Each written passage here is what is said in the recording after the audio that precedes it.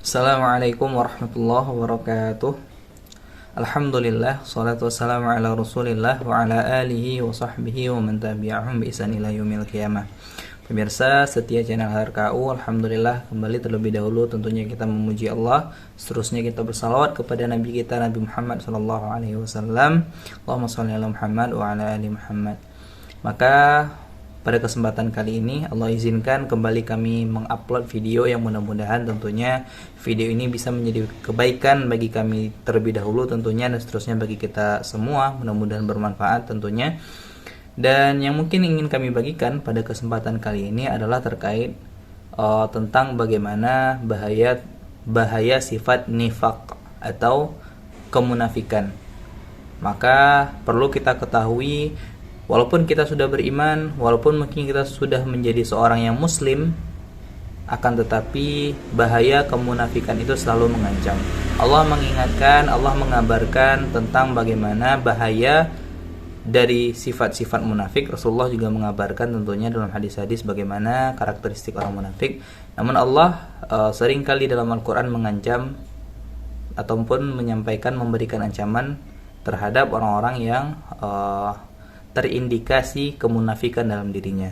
Tentu munafik ini juga dibagi, ada yang disebut dengan munafik i'tiqadi, munafik yang secara didefinisikan oleh para ulama itu munafik sebagaimana dahulu orang-orang yang berada di kota Madinah hidup bersama Nabi, orang-orang Yahudi. Ini kemunafikan ini sebagaimana yang dikatakan oleh Wahbah Zuhaili, orang-orang munafik itu akan sangat identik dengan orang-orang Yahudi dan munafik itu adalah hal yang sangat sulit untuk dipisahkan, karena Yahudi itu adalah pengecut.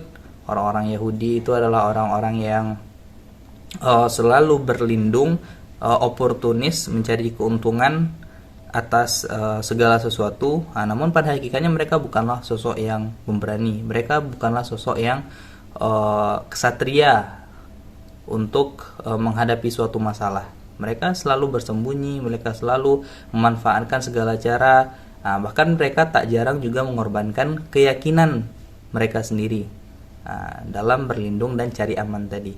Maka munafik i'tiqadi ini, mereka dalam hati mereka benar-benar benci terhadap Islam, mereka benar-benar membenci Rasulullah, mereka suka Islam ketika dihina, namun mereka sendiri mungkin tak melakukannya. Mereka khawatir ataupun mereka takut, dan ini banyak terjadi di zaman, sekali lagi, ketika Rasulullah masih hidup di kota Madinah.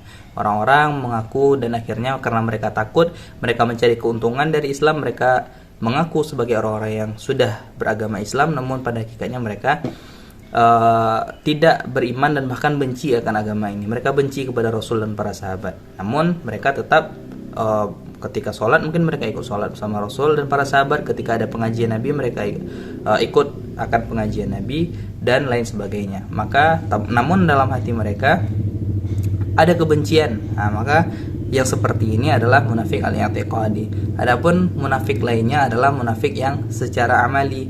Mungkin ini adalah karakteristik kedua dari orang munafik sebagaimana dikatakan oleh para ulama, yaitu munafik yang ia mungkin beriman kepada Allah, ia mungkin beriman kepada Rasulullah, tapi secara amalan terkadang ia mengerjakan amalan-amalan orang-orang munafik. Apa itu amalan orang-orang munafik? Sebagaimana yang dikatakan oleh Rasulullah dan mungkin sering kita dengar, ayatul munafiqina thalathun, tanda-tanda orang munafik itu ada 3. Idza hadatsa kadzaba, apabila ia berbicara itu ia sering bohong. Wa idza wa'ada akhlafa, dan apabila ia berjanji ia mungkir dari janjinya, ia ingkar janji. Maka ini juga tanda dari orang munafik. Dan yang terakhir kata Rasulullah, wa idza tu'mina khana, apabila ia diberikan amanah, ia dipercaya, ia justru mengkhianati amanah yang telah dititipkan padanya. Maka mungkin ada orang yang suka berbohong, ada orang yang mungkir dalam janji, dan juga ketika diberikan amanah kepada mereka, mereka mengkhianati amanah yang telah diberikan walaupun mungkin mereka beriman. Maka orang-orang yang secara amaliyahnya melakukan amalan-amalan orang munafik ini juga disebut sebagai terindikasi nifak. Tentunya tidak separah kemunafikan yang pertama tadi, yang mereka dengan sadar sekali dari awal mereka tidak beriman kepada Allah, kepada Rasul, tapi justru memanfaatkan keislaman mereka untuk mencari keuntungan. Dan diantara ayat-ayat Allah mungkin ketika kita lihat, kita buka surah Al-Baqarah, awal-awal dari Al-Baqarah itu saja Allah sudah membicarakan dari ayat 1 sampai ke ayat 20. Allah membicarakan 5 ayat pertama itu membahas tentang karakteristik orang beriman ataupun orang muslim. Sedangkan 2 ayat saja Allah membahas tentang bagaimana sifat dari orang kafir, dan sisanya itu Allah membahas tentang orang munafik. Nah, ini tentunya hal yang sangat luar biasa sekali. 13 ayat bahkan Allah membahas ataupun merincikan karakteristik dan Allah menyampaikan bahayanya orang munafik. Sedangkan tentang orang kafir Allah hanya membahas 2 ayat saja. Hal ini tentunya membuat kita semakin paham bahwa di beberapa situasi orang munafik ini jauh lebih berbahaya daripada orang-orang kafir sekalipun. Orang-orang kafir mungkin mereka jelas mereka secara keimanan, secara keyakinan berbeda dari kita. Dalam beberapa hal orang kafir ketika menjahati kita, berusaha mengobrak-abrik kita, keyakinan kita tahu dari awal mereka berbeda keyakinan dengan kita, dan kita tahu ia adalah musuh bagi kita. Ketika orang kafir tersebut tentunya berusaha mengganggu kaum muslimin. Tapi orang munafik ini yang justru lebih berbahaya. Mereka adalah orang-orang yang disebut sebagai musuh dalam selimut, menjegal kawan seiring, dan juga adalah orang-orang yang menggunting dalam lipatan. Itu ibarat atau pepatah-pepatah yang kita ketahui untuk mendefinisikan sifat dari orang-orang yang munafik ini. Mereka tetap dalam satu barisan bersama kita, namun ternyata mereka justru yang merusak kita, padahal mereka berada dalam satu barisan bersama kita. Ketika kita fokus menghadapi orang-orang di luar Islam, ketika kita fokus menghadapi musuh-musuh yang ada di luar Islam, tapi justru ternyata ada sampah-sampah yang berada dalam tubuh kaum muslimin yang justru mereka juga menggerogoti kita dari dalam. Maka kita berlindung kepada Allah Subhanahu wa taala dari kemunafikan ini, karena baik itu munafik i'tiqadi, secara keyakinan kita munafik, ataupun munafik yang secara amali. Munafik secara amali ini sebagaimana kami sampaikan di awal, mungkin mereka sudah beriman pada Allah, mereka dengan penuh keyakinan juga meyakini Rasulullah, mereka beriman kepada Al-Quran, tapi secara amalan mereka justru lebih memilih, lebih banyak terlihat amalan-amalan yang mereka lakukan itu adalah amalan-amalan orang munafik. Di antara yang paling jelas sekali bentuk kemunafikan ini adalah beramah tamah bersama musuh-musuh Allah atau musuh-musuh kaum muslimin.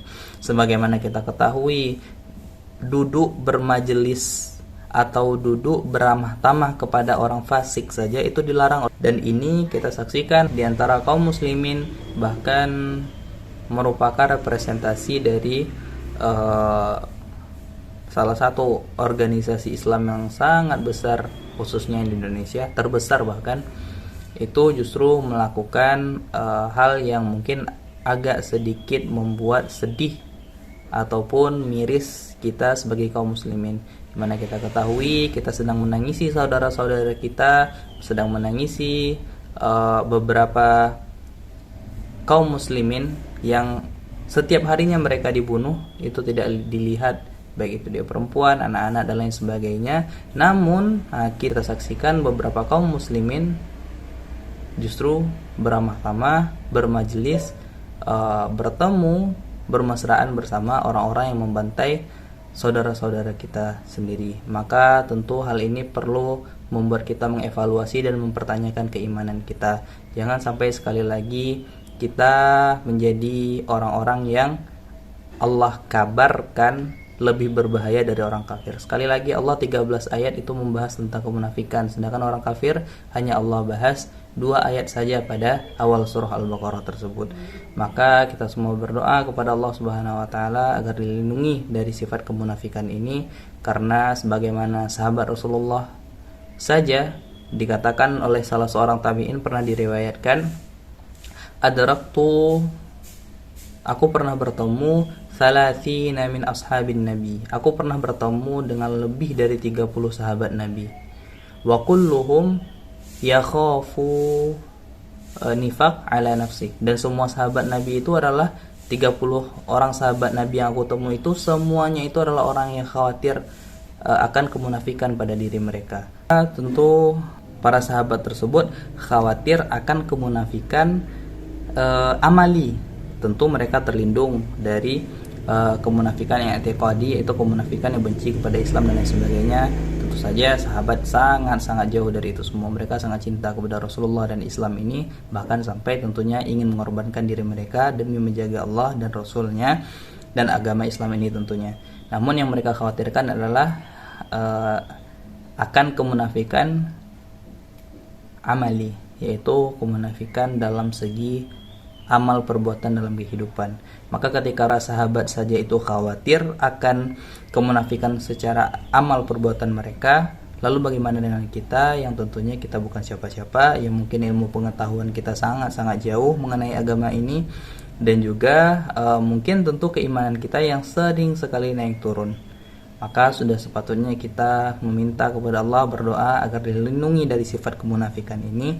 Seterusnya kita juga berusaha untuk menjaga diri kita sebisa mungkin untuk menghindari sifat-sifat yang dimiliki oleh orang-orang munafik. Assalamualaikum warahmatullahi wabarakatuh.